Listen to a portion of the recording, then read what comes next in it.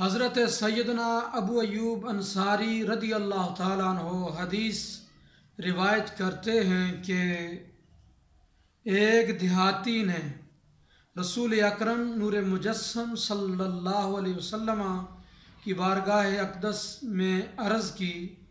کہ یا رسول اللہ صلی اللہ علیہ وسلم مجھے کوئی مختصر سی نصیحت فرما دیں۔ تو رسول اکرم صلی اللہ علیہ وسلم نے ارشاد فرمایا کہ ہر نماز کو اپنی زندگی کی آخری نماز سمجھ کر پڑھو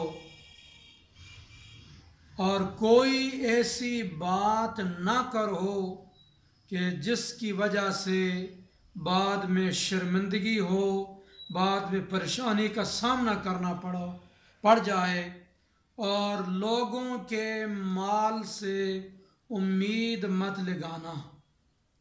لوگوں کے پاس جو دولت ہے، مال ہے، اس پر کبھی امید نہیں لگانی،